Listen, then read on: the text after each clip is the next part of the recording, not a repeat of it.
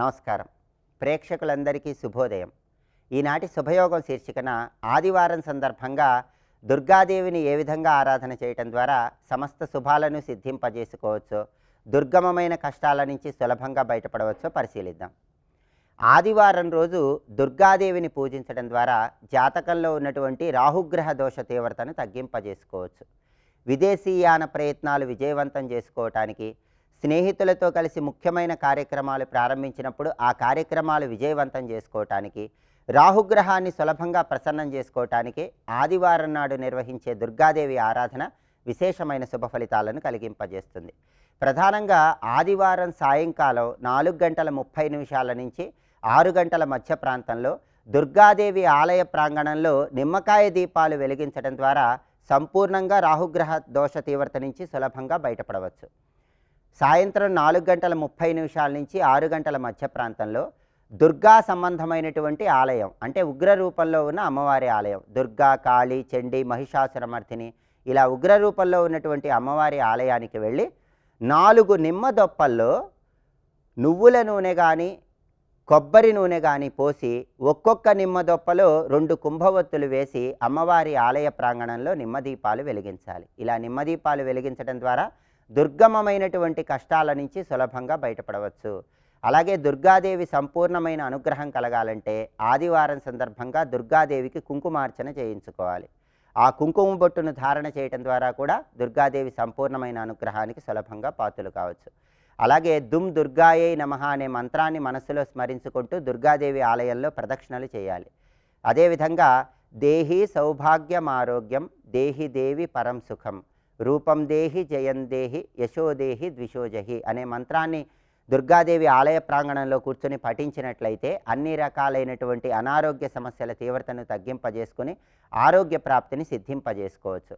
అలాగే దుర్గా అష్టోత్తరం చదువుతూ దుర్గాదేవిని ఎర్రటి పుష్పాలతో పూజించడం ద్వారా కూడా విశేషమైన శుభ ఫలితాలు కలుగుతాయి. అదేవిధంగా చండీ సప్తశతిలో చెప్పబడినటువంటి ఒక ప్రత్యేకమైనటువంటి శ్లోకాన్ని ఆదివారం రాహుకాలంలో నిమ్మదీపాలు వెలిగించిన తర్వాత దుర్గాదేవి ఆలయ ప్రాంగణంలో పఠించినట్లయితే దీర్ఘకాలిక అనారోగ్య సమస్యల నుంచి చాలా సులభంగా బయటపడవచ్చు.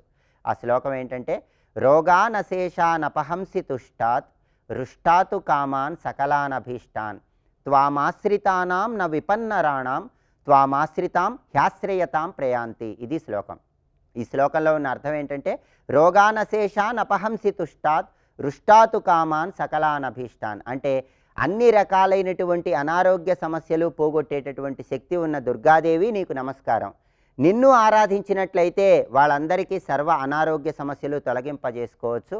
త్వామాశ్రితానాం న విపన్నరాణాం త్వామాశ్రితాం హ్యాశ్రయతాం ప్రయాంతి, అంటే నిన్ను ఆరాధించిన వాళ్ళకి అన్ని రకాలైనటువంటి విపత్తులు తొలగిపోతాయి, భయాలు తొలగిపోతాయి, అనారోగ్యాలు తొలగిపోతాయి అని చెప్పడమే ఈ శ్లోకంలో ఉన్న అంతరార్థం. చండీ సప్తశతిలో చెప్పబడినటువంటి ఈ ప్రత్యేకమైన శ్లోకాన్ని ఆదివారం రాహుకాలంలో దుర్గా ఆలయ ప్రాంగణంలో నిమ్మదీపాలు వెలిగించిన తర్వాత పఠించినట్లయితే దీర్ఘకాలిక అనారోగ్య సమస్యలు, కారణం తెలియని అనారోగ్య సమస్యలు, వీటన్నిటి తీవ్రతను తగ్గింపజేసుకొని దుర్గాదేవి సంపూర్ణమైన అనుగ్రహానికి సులభంగా పాత్రలు కావచ్చు. అలాగే ఆదివారం నాడు దుర్గా కవచాన్ని రాహుకాలంలో పఠించినా లేదా శ్రవణం చేసినా జీవితంలో అత్యున్నత స్థాయికి ఎదగటానికి ఆస్కారం ఎంతగానో ఉంది. ఇలా దుర్గాదేవి ఆరాధన చేయటం ద్వారా సమస్త శుభాలను సిద్ధింపజేసుకోవచ్చు.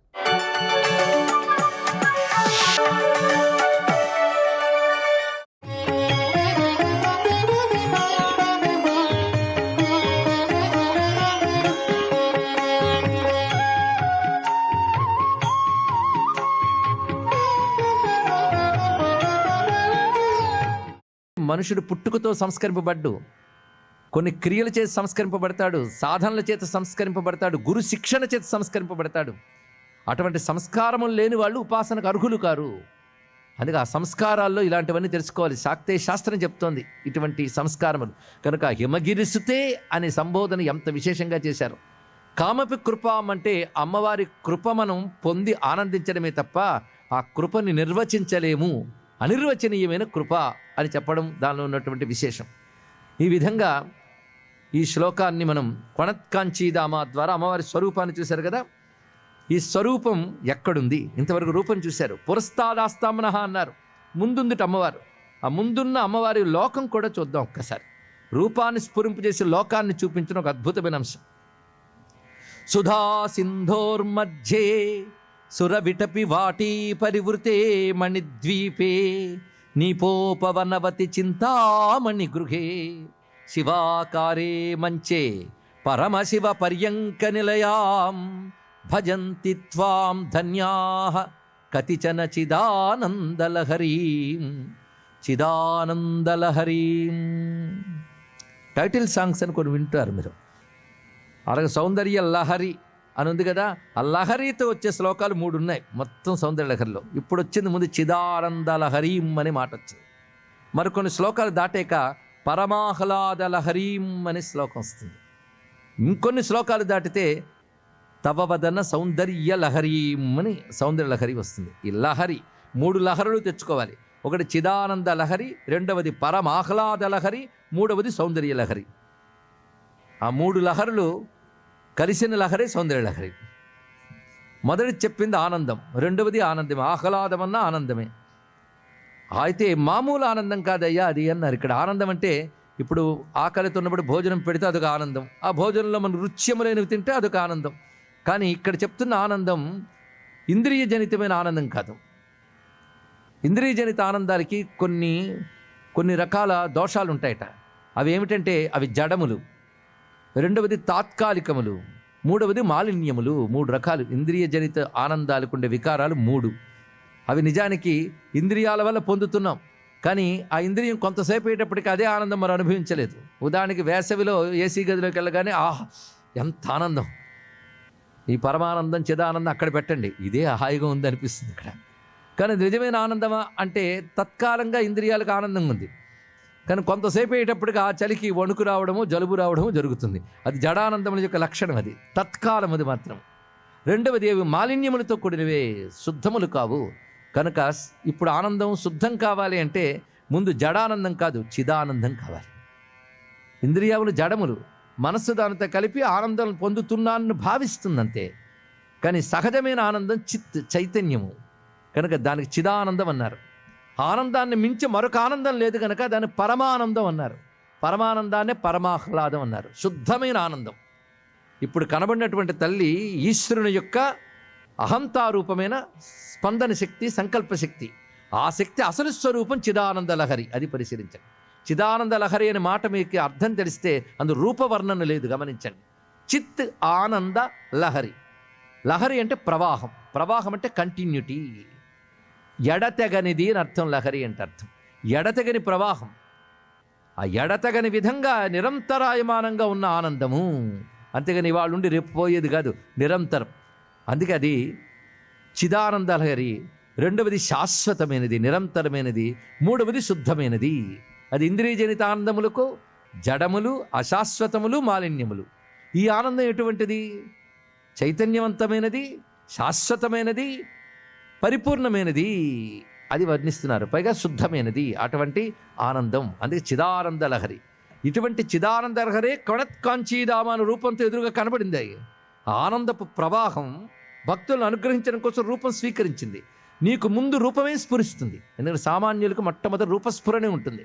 ఆ రూపం చూసిన వెంటనే తెలుసుకోవాల్సింది ఈశ్వరుని యొక్క శక్తే ఈ రూపమని. ఆ శక్తి అసలు స్వరూపం చిదానంద లహరి అని తెలియాలి. అక్కడితో నీ సాధన పూర్ణమైనట్టు. ఉపాసిస్తున్న దేవతని రూపదృష్టి నుంచి కేవల చిదానందమైన బ్రహ్మదృష్టి కలిగినప్పుడు సాధన పరిపూర్ణమైనట్లు. సచ్చిదానంద వస్తువే అమ్మవారు. అమ్మవారు అసలు స్వరూపం ఏమిటి? సచ్చిదానంద వస్తువు. ఈ సచ్చిదానంద వస్తువుని ఉపనిషత్తు ప్రాప్యమని చెప్తోంది, దీన్నే పొందాలి అని చెప్తోంది. ఆ సచ్చిదానంద వస్తువే బ్రహ్మమని చెప్పబడుతుంది. ఆ సచ్చిదానంద వస్తువే నీలో ఆత్మ అని చెప్పబడుతున్నది. కనుక అమ్మవారి ఉపాసన అంటే ఒక దేవత ఉపాసన కాదు, బ్రహ్మానుసంధానము. ఆ బ్రహ్మమే నీలో ఆత్మ. ఆ బ్రహ్మమే విశ్వవ్యాపకము, విశ్వాతీతము. కానీ బ్రహ్మమును 3గా చూడాలి. విశ్వాతీతమది, విశ్వవ్యాపకమది, నీలో అంతర్యామిగా ఉన్న ఆత్మ. అది 3గా ఉన్నది చిదానంద లహరి. దాని అసలు స్వరూపం చిత్ ఆనంద లహరి. అది జడం కాదు గనక లహరి శబ్దం చెప్పబడుతున్నది. ప్రవాహ రూపముగా నిత్యనూతనముగా ఉన్నటువంటి సౌందర్యము. ఈ చిదానంద లహరి ఎవరంటే కొణత్కాంచిదామ శ్లోకంతో దీనికి అనుబంధం. ఎక్కడుంది అంటే సుధా సింధోర్మధ్యే. అది అమృత సముద్ర మధ్యంలో ఉన్నది. మన మణిద్వీప వర్ణన అని పారాయణ చేస్తుంటారు చాలామంది దేవి భాగవతం. కొన్ని అధ్యాయాలు అది, అన్ని అధ్యాయాలు పారాయణ చేస్తే చాలా మంచిది. కానీ ఒక్కొక్కసారి అధ్యాయాలు చేయడానికి టైం ఉండదండి. వాళ్ళు ఈ 4 పాదాల శ్లోకం చదివితే చాలండి. నిత్యం ఈ శ్లోకం ఇంట్లో చదువుకుంటే ఇంట్లో ఉన్న దోషాలన్నీ పోతాయి. ఇంట్లో సదాచారం లేకపోయినా, కూడని విషయములు ఉన్నా దోషాలు వస్తాయి. కానీ మనం వీలైనంత సదాచారం పాటిస్తూ ఇలాంటి శుద్ధమైనటువంటి పారాయణ చేసుకుంటే ఇంట్లో పవిత్రత, శక్తి ఉంటుంది. అది గృహప్రవేశ సమయంలో మణిద్వీప వర్ణనలు చేయమని చెప్తూ ఉంటారు. ఆ మణిద్వీప వర్ణనంతా ఒక్క శ్లోకంలో పెట్టారు ఆదిశంకరులు. ఎంత దయామయుడండి ఆయన. మణిద్వీపం ఎలా ఉంటుందంటే సముద్ర మధ్యంలో ద్వీపం ఉంటుంది. ద్వీపం అంటేనే ఏదో సముద్ర మధ్యంలో ఉండాలి. ఈ మణిద్వీపం ఎక్కడుందయ్యా అంటే సుధా సింధోర్ మధ్యే, అమృత సముద్ర మధ్యంలో ఉందిట. ఎంత బాగున్నదో. అది ఉప్పు సముద్ర మధ్యంలో లేదు, అమృత సముద్ర మధ్యంలో ఉంది. సుధా సింధోర్ మధ్యే సురవిటపివాటీ పరివృతే, కల్పవృక్షాల వనాల నడుమ ఉన్నది అన్నారు. శంకర భగవత్పాదుల వారి యొక్క వర్ణన ఎంత ఉదాత్తంగా ఉంటుందంటే, ఒక ద్వీపాన్ని మనం ఏరియల్ వ్యూలో చూసినప్పుడు మొట్టమొదటిగా కనబడేది వాటిపై ఉన్న చెట్లు మొదలైనవే కనబడతాయి. అలా మనం ఒక విమానంలో పెడుతున్నాం అనుకుందాం, సరిగ్గా సముద్రం కనబడింది, ఆ తర్వాత ద్వీపం కనబడుతుంది. ఆ ద్వీపం ఎలా ఉందంటే సురవిటపివాటీ పరివృతే, కల్పవృక్షాల సమూహములతో కూడుకుని ఉన్నది అన్నారు. 6 కల్పవృక్ష జాతుల వనాలు ఉంటాయండి మణిద్వీపంలో. ఈ జాతుల వనాలు ప్రారంభమయ్యే ముందు నానావృక్ష మహోద్యానవనం అని ఉంటుంది, వివిధములైన వృక్షముల ఉద్యానవనం. దాని తర్వాత 6 కల్పవృక్ష ప్రాకారాలు ఉంటాయి, 6 రకాలు. హరిచందనము, సంతానము, పారిజాతము, కల్పకము ఇత్యాదులు చెప్పబడుతుంది.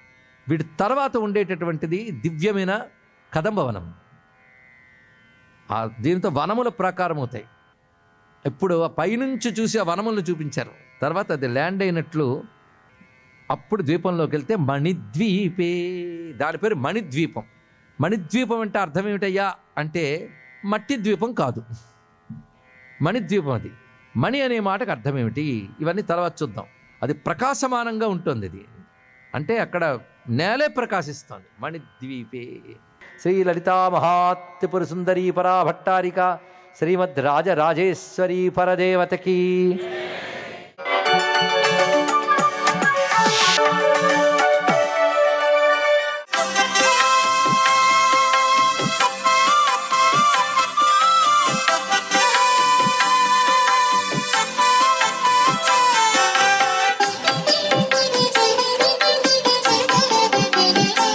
ఓం నమో నారాయణాయ.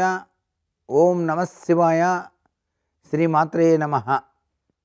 మాఘమాసం అద్వితీయవంతమైన ప్రభావాన్ని కలిగించడానికి సూర్యోపాసన కూడా ఆదివారం నాడు ప్రతి ఒక్కరూ నిర్వహించి శివుణ్ణి, కేశవుణ్ణి కూడాను ఆరాధన చేయాలి. శివకేశవుల ఆరాధన అద్వితీయమైనటువంటి అదృష్టాన్ని మనకు ప్రసాదిస్తుంది. అంతేకాకుండా ఈ యొక్క చవితి తిథి చాలా విశేషవంతమైనదిగా భావిస్తాం. ఈ చవితి తిథి నాడు తప్పనిసరిగా ప్రతి ఒక్కరూ కూడాను ఆకుపచ్చ రంగు దుస్తులు ధరించటం సర్వే సర్వత్రా శ్రేయోదాయకం. అంతేకాకుండా పెసలు దానంగా కనుక ఈరోజు ఇచ్చినా లేక గోమాతకు తినిపించినా కూడాను బుధుడు యొక్క ప్రభావం మెండుగా పనిచేస్తుంది. మధ్యాహ్న సమయంలో బిచ్చగాళ్లకు బెల్లం, శనగపప్పు కలిపి దానం చేయటం వలన కూడాను విశిష్టవంతమైనటువంటి ప్రభావాన్ని మీరు చవిచూడటానికి ఆస్కారం ఉంటుంది. అంతేకాకుండా మాఘ స్నానం ఆచరించిన పిదప వేద బ్రాహ్మణకు తోచిన విధంగా దాన ధర్మాలు చేయటం వల్ల కూడాను విశిష్టవంతమైనటువంటి ప్రభావాన్ని మీరు సాధించుకోవటానికి ఆస్కారం అత్యధికంగా ఉంటుంది సుమా అనే విషయాన్ని గుర్తుపెట్టుకోండి. సర్వే జనా సుఖినో భవంతు.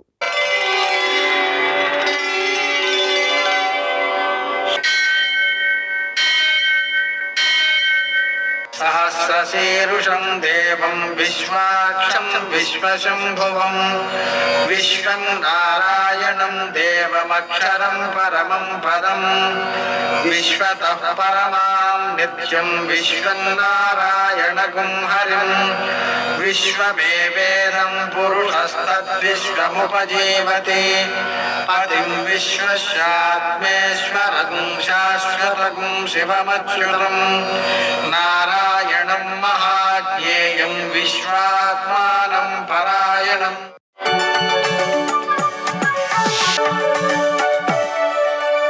सूर्यशौर्यमथेन्दुरिन्द्रपदवी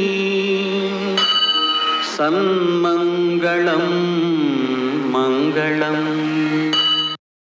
यः कर्ता जगतां भर्ता संहर्ता महसां निधिः ప్రణమామి తమాదిత్యం బహిరంతస్తమోపహం. నేటి కాలమాన విశేషాలను గమనిద్దాం. స్వస్తి శ్రీ చాంద్రమాన క్రోధినామ సంవత్సరం, ఉత్తరాయణం, శిశిర ఋతువు, మాఘమాసం, శుక్లపక్షం, ఆదివారం. సూర్యోదయం 6:51 సూర్యాస్తమయం 6:08. తిథి చవితి ఉదయం 9:14 వరకు. నక్షత్రం ఉత్తరాభాద్ర రాత్రి 12:52 వరకు. వర్జం మధ్యాహ్నం 11:28 నుంచి 12:57 వరకు. దుర్ముహూర్తం సాయంకాలం 4:35 నుంచి 5:23 వరకు. అమృతకాలం రాత్రి 8:24 నుంచి 9:53 వరకు.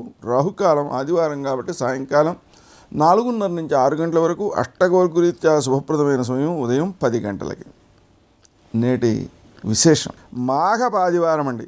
మాఘపాదివారం సందర్భంగా సూర్యోదయానికి ముందే నదీ స్నానం చేయడం, సూర్యోదయం తర్వాత సూర్య నమస్కారాలు చేయడం, మధ్యాహ్నం వేళ సూర్యనారాయణమూర్తికి పూజ చేయడం, పాయసం నివేదన చేయడం, నూనె పదార్థాలు తినకపోవడం, ఇవన్నీ కూడా ఆరోగ్యాన్ని పెంపొందించే లక్షణాలు. అలాగే ఈరోజు విశేషించి వర చతుర్థి అనేటువంటి విశేషం ఉంది. ఈ సందర్భంగా మనం గణపతికి సూర్యనారాయణమూర్తికి కూడా పూజ చేసుకోవచ్చు. దీనివలన శ్రేష్టమైన వస్తువులను మాత్రమే స్వీకరించగలిగినటువంటి మానసిక ప్రజ్ఞ ఏర్పడుతుంది. ముఖ్యంగా వర చతుర్థి వ్రతాన్ని మనం ఆచరించడం విశేషమైన సత్ఫలితాలను అందజేస్తుంది. నేటి ఆణిముత్యాలు.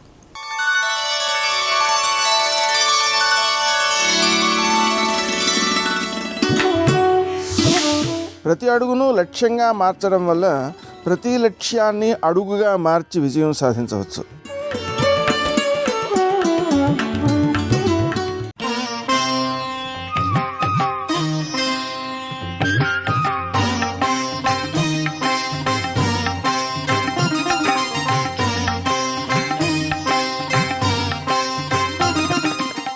తూర్పు దిక్కున సూర్యుడు ఎక్కడ ఉదయిస్తాడో అక్కడ వరకు మాత్రమే మనుష్య శరీరములు కాని ఇతర శరీరములు కాని వెడతాయి. దాటితే ఇక దేవతలే, ఎవరు వెళ్ళలేరు. అది ఎక్కడ ఉన్నదో ఆ శిఖరం నేను చెప్తాను చూడని ప్రారంభం చేస్తాడు.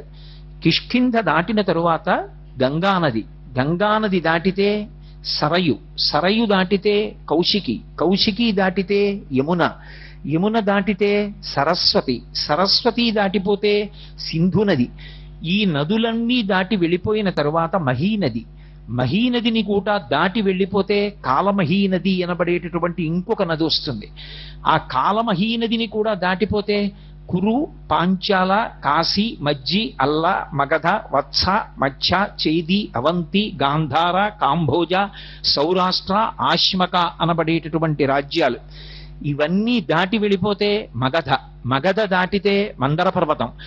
ఆ మందర పర్వతం కింద ఉండేటటువంటి ప్రాణులు ఒక చెవి కలిగినటువంటి వాళ్ళు, ఒక్క ముక్కు భాగం మాత్రమే కలిగినటువంటి వాళ్ళు, ఒక కాలు కలిగినటువంటి వాళ్ళు మాత్రమే ఉండి అతి బలవంతులైనటువంటి ప్రాణుల్ని కూడా పట్టి తింటూ ఉంటారు. అది వాళ్ళ ఆహారం.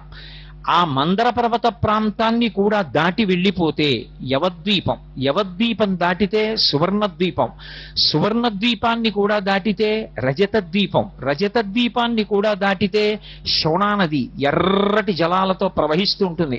శోణ అంటేనే ఎరుపు, ఎర్రటి జలాలతో ప్రవహిస్తుంది. అది కూడా దాటిపోతే లోహితమనేటటువంటి సముద్రం. ఆ ప్రాంతానికి ఇంకా వెళ్లే కొద్దీ శక్తి ఎక్కువ ఉండాలి. ఎందుకంటే ఆ సముద్రం మీద నుంచి వెడుతున్నప్పుడు నీడబట్టి ఆ సముద్రంలో ఉండేటటువంటి ప్రాణులు ఆ వెడుతున్న ప్రాణుల్ని పట్టి లాగి తినేస్తాయి. అంత భయంకరమైనటువంటి లోహితమనబడేటటువంటి సముద్రం. ఆ లోహిత సముద్రాన్ని కూడా దాటి వెళ్ళిపోతే అక్కడికి వెళ్ళిన తరువాత కుటశాల్మలి అనబడేటటువంటి ఒక పెద్ద వృక్షం కనబడుతుంది. ఆ వృక్షం దగ్గర నుంచి వెనక్కి అప్పుడే ఉదయిస్తున్నటువంటి బాలభానుడి యొక్క కిరణములా అన్నట్లుగా బంగారు కాంతితో మెరిసిపోతున్నటువంటి విశ్వకర్మ చేత నిర్మింపబడినటువంటి భవనం ఉంటుంది. ఆ భవనమునందు గరుత్మంతుడి నివాసం చేస్తూ ఉంటాడు. ఆ భవనాన్ని కూడా దాటి ఇంకా ముందుకు వెళ్ళిపోతే అక్కడ ఆ పాలసముద్రం ఉంటుంది. పాలసముద్రం మధ్యలో తెల్లటి వృషభం అనబడేటటువంటి పర్వత శిఖరం ఉంటుంది. దాని యందు మళ్ళీ ప్రత్యేకంగా సుదర్శనము అనబడేటటువంటి ఒక సరస్సు. ఆ సరస్సులో పద్మకింజిల్కములతో కూడుకున్నటువంటి సువర్ణ కేసరములతో కూడుకున్నటువంటి అపారమైనటువంటి సుగంధమును విరజిల్లేటటువంటి తామర పుష్పాలుంటాయి. ఆ కొలనులో స్నానం చెయ్యడం కోసమని దేవ యక్ష గంధర్వ కిన్నెర కింపురుషాదులు కూడా భూమండలం మీదకి వస్తారు. అంతటి అద్భుతమైనటువంటి సుదర్శనమనబడేటటువంటి సరోవరాన్ని దాటి వెళ్ళిపోతే ఒక గొప్ప జలసముద్రం వస్తుంది. ఆ జలసముద్రంలో అశ్వముఖంతో బడబా రూపంలో ఒక గొప్ప కృత్య తిరుగుతూ ఉంటుంది. అది సముద్రాన్నే ఆహారంగా పుచ్చేసుకుంటూ ఉంటుంది. ఆ జలసముద్రాన్ని కూడా దాటి వెళ్ళిపోతే అక్కడికి వెళ్ళిపోయిన తరువాత జాతరూప శిల అనబడేటటువంటి గొప్ప పర్వతం ఉంటుంది. ఆ పర్వతానికి ఉండేటటువంటి శిఖరం మీద మహానుభావుడైనటువంటి ఆదిశేషుడు 1000 పడగలతోటి 1000 తలలతో నల్లటి వస్త్రములను కట్టుకుని తపస్సు చేస్తూ కూర్చుని ఉంటాడు. ఆయనని కూడా దాటి ముందుకు వెళ్ళిపోతే ఆ వెళ్ళిపోయిన తరువాత అక్కడ కనపడుతుంది అద్భుతమైనటువంటి ఉదయ పర్వతము. ఆ ఉదయ పర్వతంలో సౌమనసము అనబడేటటువంటి ఒక శిఖరం ఉంటుంది. సౌమనసం అనబడేటటువంటి శిఖరం మీద మహానుభావుడైనటువంటి వామనమూర్తి అవతార స్వీకారం చేసినప్పుడు మొట్టమొదట ఒక పాదాన్ని ఉంచి మేరు పర్వతం మీద రెండో పాదాన్ని ఉంచి ఇంతంతైవటుడింతై మరియుతానింతయ్య భోవీధి అంతైతో యదమండల గ్రమణ కల్లంతై ప్రభారాశిపై అంతై చంద్రునకంతయై ధ్రువునిపై అంతై మహర్వాటిపై అంతై సత్యపథోన్నతుండగుచు బ్రహ్మాండాంత సంవర్ధి అయ్యని పెరిగి 2 పాదములు వేసి నిలబడ్డాడు.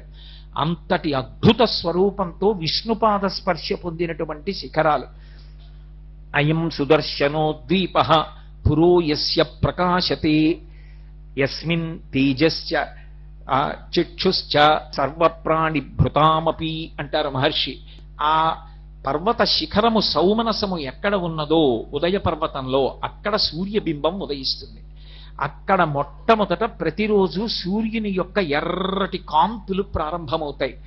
అక్కడ ప్రారంభమైనటువంటి కాంతులు కొద్ది క్షణాలలో ఆ బింబం ఇలా ఎర్రటి గీతతో పైకి లేవగానే ఆ కాంతి భూమండలాన్నంతటినీ కప్పేస్తుంది.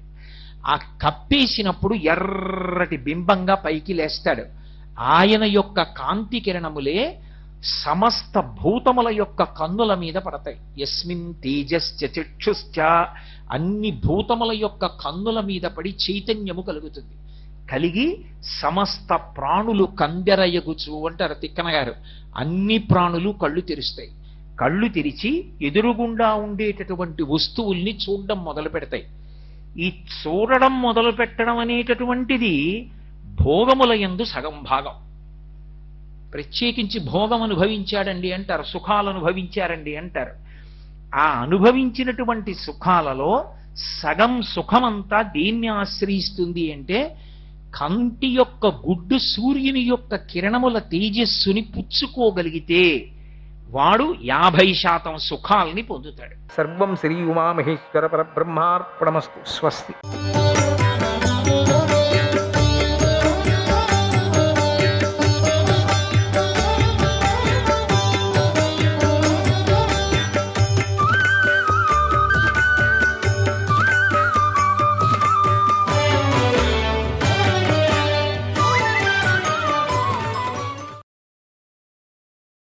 పూర్వ ఫల్గుని నక్షత్రంలో ఉపవాసం ఉండి వెన్నతో పాటుగా దానం చేసినవాడు సౌభాగ్యవంతుడవుతాడు. ఉత్తర పల్గుని నక్షత్రంలో యథావిధిగా నెయ్యి పాలతో కూడిన సట్టి కల అంటే 60 రోజులు పండే వరి అన్నాన్ని దానం చేసిన వాడు స్వర్గలోకం చక్కగా ఆదరించబడతాడు. స్వర్గలోకంలో ఉత్తరా నక్షత్రంలో మానవులు ఏ దానం చేసినా అది అనంతమైన మహాఫలాన్ని ఇస్తుంది. ఈ మాట శాస్త్రం చెప్పింది. హస్తా నక్షత్రంలో ఉపవాసం ఉండి ధ్వజము, పతాకము, తెరను, కింకిణులు గల ఏనుగు రథాన్ని దానం చేసిన వాడు పవిత్ర కోరికలతో కూడిన ఉత్తమ లోకాలను పొందుతాడు. చిత్తా నక్షత్రంలో ఎద్దును, పుణ్యగంధాలను దానం చేసిన వాడు అప్సరసలు ఉండే లోకంలో ఆనందంగా సంచరిస్తాడు. అక్కడ క్రీడిస్తాడు, ఆనందిస్తాడు. స్వాతి నక్షత్రంలో తనకు అత్యంత ప్రియమైన ధనాన్ని దానం చేసిన వాడు ఇహలోకంలో మహాకీర్తిని, పరలోకంలో ఉన్నతమైన లోకాలను పొందుతాడు. విశాఖ నక్షత్రంలో ఎద్దును, పాలనిచ్చే ఆవును, ధాన్యంతో, వస్త్రాలతో, 2వ కాడితో కూడిన శకటాన్ని దానం చేసిన వాడు పితృదేవతలను, దేవతలను సంతోషపెడతాడు. మరణానంతరం అతడు అక్షయ లోకాలను పొందుతాడు. బ్రతికి ఉన్నప్పుడు కష్టాలు పొందడు, చివరిగా స్వర్గలోకానికి వెడతాడు. ఈ విధాలుగా దానం చేసిన వాడు తనకు ఇష్టమైన వృత్తిని పొందుతాడు. లేశమాత్రంగా కూడా నరకము మొదలైన లోకాలను పొందడు. అనురాధ నక్షత్రంలో ఉపవాసం చేసి మంచి అన్నాన్ని, కంబళిని దానం చేసిన వాడు 100 యుగాల వరకు స్వర్గలోకంలో నివసిస్తాడు. జ్యేష్ఠ నక్షత్రంలో కాలానికి తగిన కూరగాయలను, ముల్లంగిని దానం చేసిన వాడు కోరిన సమృద్ధిని, ఇష్టమైన వృత్తిని పొందుతాడు. మూలా నక్షత్రంలో ఏకాగ్రచిత్తంతో విప్రులకు పనస పండను దానం చేసిన వాడు పితృదేవతలను సంతోషపెడతాడు, ఇష్టమైన గతిని పొందుతాడు. పూర్వాషాఢ నక్షత్రంలో ఉపవాసం చేసి పెరుగు పాత్రలను దానం చేసిన వాడు మరుజన్మల్లో ఎంతో గోదానం గల వంశంలో జన్మిస్తాడు. ఉత్తరాషాఢ నక్షత్రంలో కలశంతో పానక ద్రవ్యాన్ని, నేతిని, ఎక్కువ వెన్నను దానం చేసిన వాడు అన్ని కోరికలను పొందుతాడు.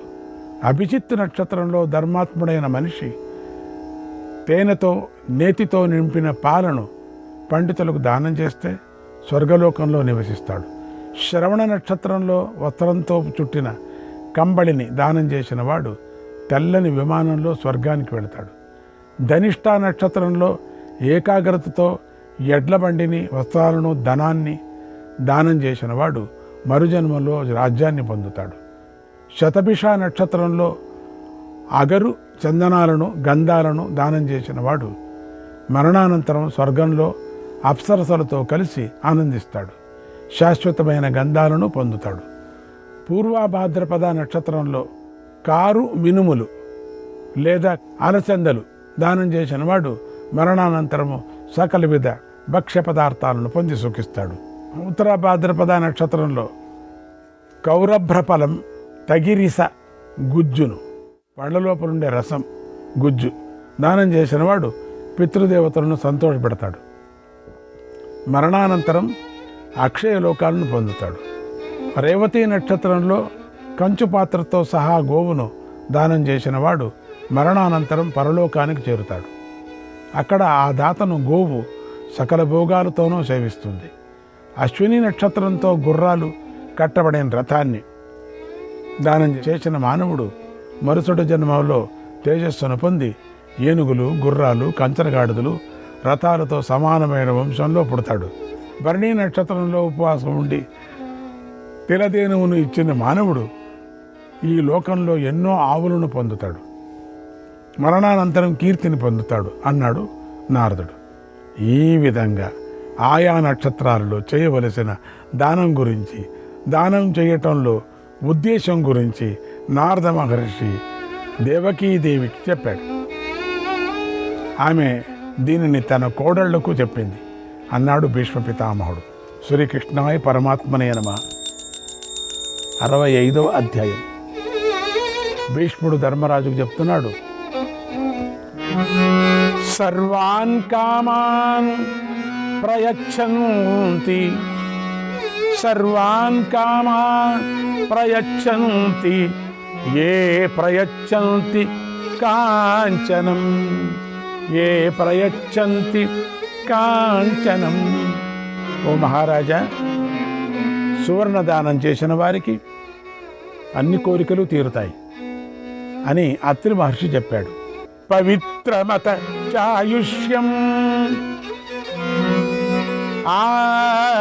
పవిత్రమత చాయుష్యం పితॄణామక్షయం చ తత్, పితॄణామక్షయం చ తత్ సువర్ణం మనుజేంద్రేణ, సువర్ణం మనుజేంద్రేణ, సువర్ణం మనుజేంద్రేణ హరిశ్చంద్రేణ కీర్తితం, హరిశ్చంద్రేణ, హరిశ్చంద్రేణ కీర్తితం, కీర్తితం. అంతేకాదు సువర్ణదానం పవిత్రమైంది. అన్ని దానానికన్నా సువర్ణ దానం అని చెప్పుకొని వచ్చారు. అంటే బంగారు దానమే పవిత్రమైంది అని చెప్పారు. ఆయస్సును వృద్ధి చేస్తుంది, పితృదేవతలకు అక్షయ సుఖాన్ని కలిగిస్తుంది అని హరిశ్చంద్ర చక్రవర్తి చెప్పాడు. నేతిని దానం చేసిన వాడిని చూసి బృహస్పతి, పూషుడు, భగుడు, అశ్వినులు, అగ్ని తృప్తి పడతారు. ఆ నేయి ఉత్తమమైనటువంటి ఔషధం, యజ్ఞద్రవ్యాలతో శ్రేష్టమైనది, రసాలలో ఉత్తమమైనది, ఫలాలలో ఉత్తమ ఫలం. నిత్యము ఫలాలను, కీర్తిని, పుష్టిని కోరుకునేవాడు పవిత్రుడు, జితేంద్రుడు కావాలి అని కోరుకునేవాడు నేతిని దానం చేయాలి. ఆశ్వీజ మాసంలో నేతిని దానమిస్తే అశ్విని దేవతలు తృప్తి పడతారు. ఆశ్వీజ మాసంలో ఆ దాతకు మంచి రూపాన్ని అనుగ్రహిస్తారు. నేతితో కలిపిన పాయసాన్ని దానం చేయాలి. అప్పుడు ఆ దాత యొక్క ఇంటిని ఎప్పుడూ ఏ రాక్షసులు ఆక్రమించలేరు. తర్వాత నీటితో నింపి ఉన్నటువంటి కమండలాలను దానమిచ్చిన వాడు ఎప్పుడూ కూడా దప్పికతో మరణించడు. అవసరమైన సామగ్రి అతడి దగ్గర ఎప్పుడూ లోపించదు, అన్నీ నిండుగా ఉంటాయి. రాజా, వంట కోసం, తపస్సు కోసం కట్టెలను దానమిచ్చిన వాడు శత్రువులపై అధికుడిగా ఉంటాడు. అతడి పనులన్నీ ఎప్పుడూ సిద్ధిస్తాయి. అతడు మంచి శరీరంతో ప్రకాశిస్తాడు. అంతేకాదు అగ్నిదేవుడు కూడా నిత్యం అతడికి ప్రసన్నుడై ఉంటాడు. అంటే వంట చెరుకు తీసుకొచ్చి ఇచ్చేవాళ్లకు. ఇక గొడుగును దానమిచ్చిన వాడు పుత్రులను, సంపదలను పొందుతాడు. అదే ఎండకు కానీ వానకు కానీ ఆ దాతకి ఎప్పుడూ నేత్ర వ్యాధి రాదు గొడుగు దానం చేసేవాడికి. అతడు యజ్ఞ ఫలాలతో కూడా భాగాన్ని పొందుతాడు.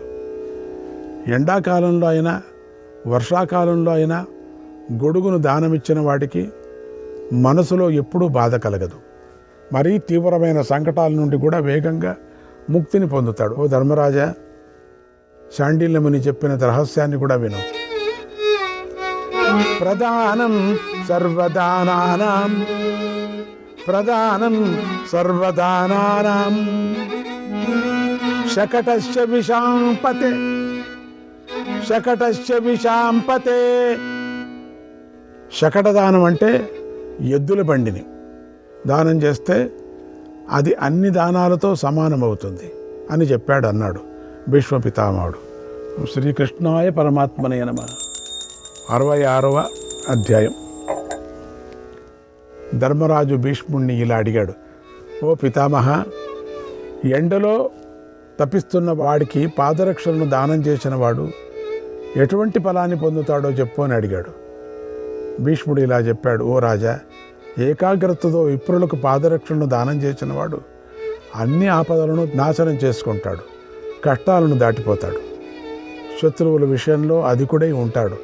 రాజా, అతడికి రాబోయే జన్మలో కంచరగాడిదలలాగే మంచి రథం లభిస్తుంది.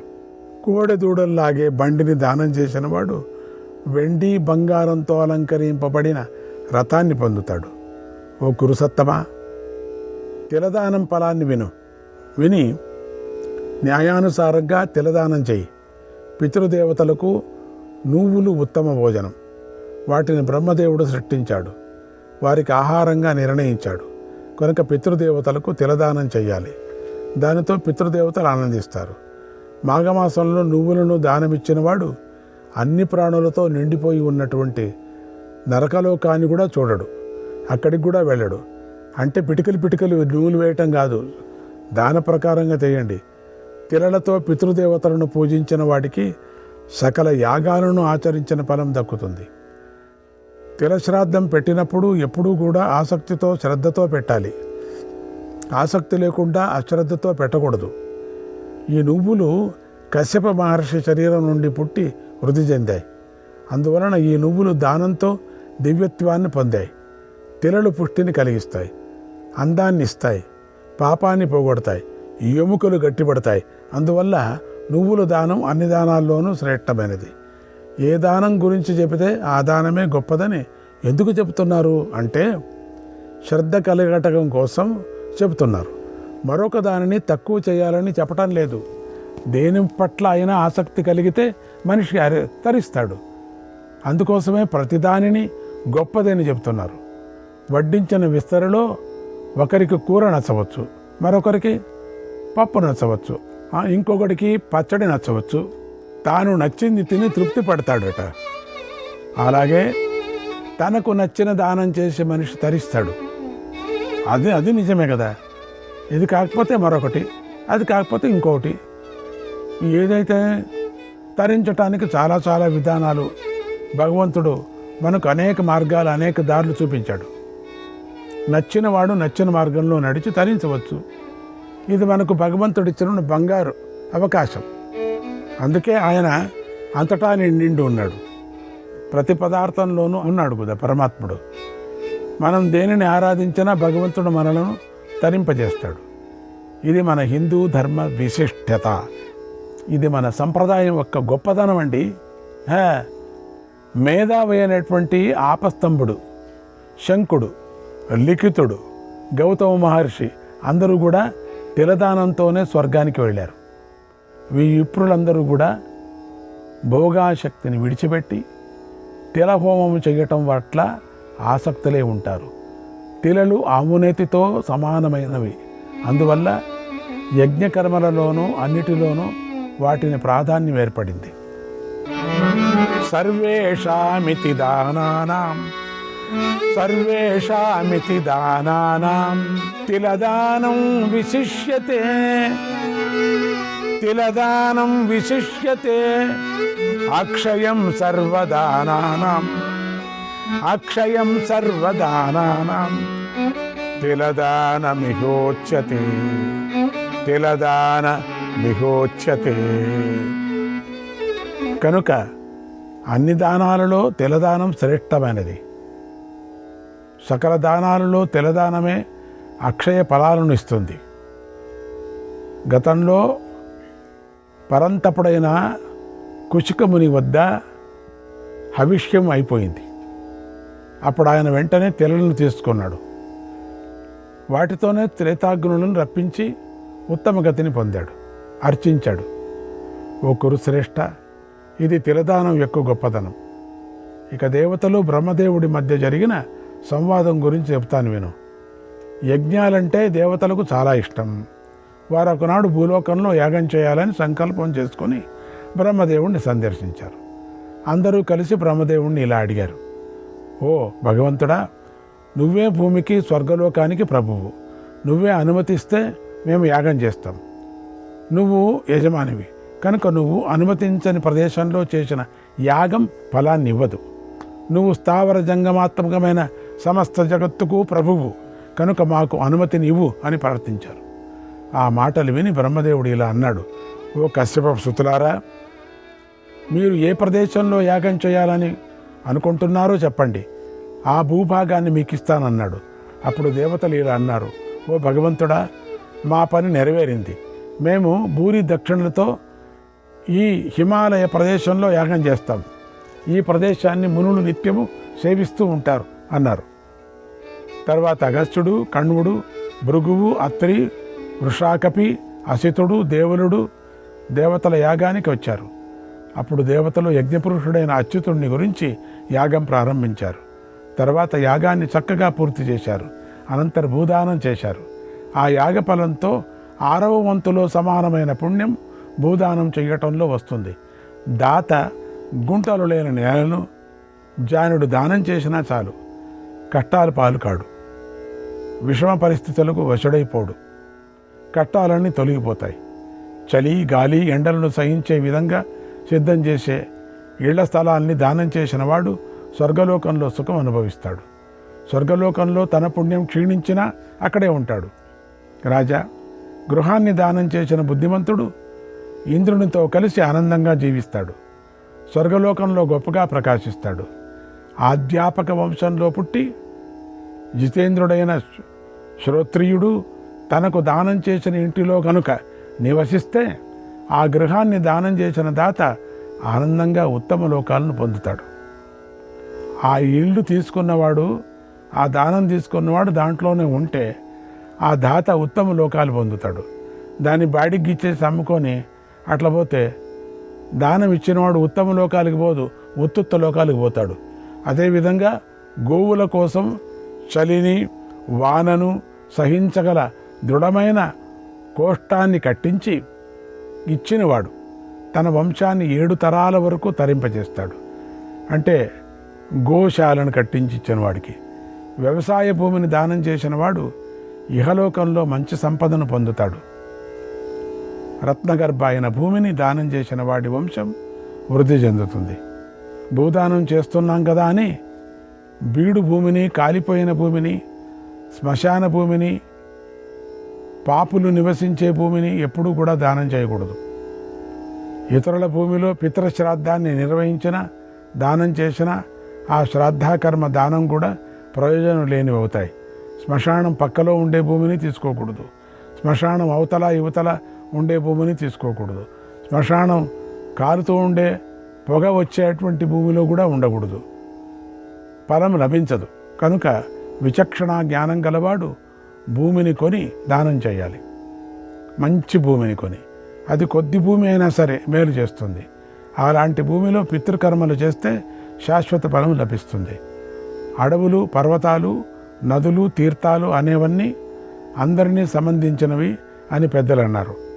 అక్కడ శ్రాద్ధకర్మ చేయటం కోసం భూమిని కొనవలసిన పని లేదు. కనుక అక్కడ శ్రద్ధగా పితృకర్మలు చేయవచ్చు నది పక్కలో. ఇది భూదానం చేసినందుకు లభించే ఫలం. ఇక గోదానం చేసినందుకు లభించే ఫలాన్ని చెబుతున్నాను విను. గోవులు తాపసుల కన్నా గొప్పవి. అందుకే శంకరుడు గోవులతో కలిసి నివసిస్తూ తపస్సు చేశాడు. గోవులు చంద్రునితో కలిసి బ్రహ్మలోకంలో ఉంటాయి. బ్రహ్మలోకమే పరమగతి అయి ఉంది. బ్రహ్మర్షులు దానినే కోరుకుంటూ ఉంటారు. పయసా హవిషా దద్నా, పయసా హవిషా దద్నా సకృతాచాత చర్మణ అస్థిభిక్షోప కుర్వంతి, అస్థిభిశ్చోప కుర్వంతి శృంగైర్వాలైచ్చ భారత. ఓ భారత, ఓ మహారాజా, గోవుల పాలు, నెయ్యి, పెరుగు, పేడ, చర్మం, ఎముకలు, కొమ్మలు, తోకలు కూడా ఉపయోగపడతాయి. వాటికి చలి, ఎండ, వానలతో బాధ ఉండదు. ఎప్పుడూ తమ పని తాము చేస్తూనే ఉంటాయి.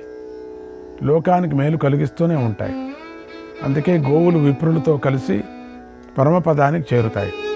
ఏకం గో బ్రాహ్మణం, ఏకం గో బ్రాహ్మణం తస్మాత్ ప్రవదంతి మనీషిణః, ప్రవదంతి మనీషిణః. అందుకే బుద్ధిమంతులు గోవు, విప్రుడు ఒకటే అని చెబుతారు. అంతీదేవుడి యజ్ఞంలో గోవులు యజ్ఞ పశువులు కావటానికి సంతోషంతో తమంత తాముగా అంగీకరించాయి. అప్పుడు వాటి చర్మం నుండి కారిన రక్తంతో చర్మాణ్మతీ నది ప్రవహించింది. ఆ తర్వాత అవి పశుత్వం నుండి ముక్తిని చెంది దానం చేయటాని కోసం నియమించబడ్డాయి. శ్రీకృష్ణాయ పరమాత్మనే నమః.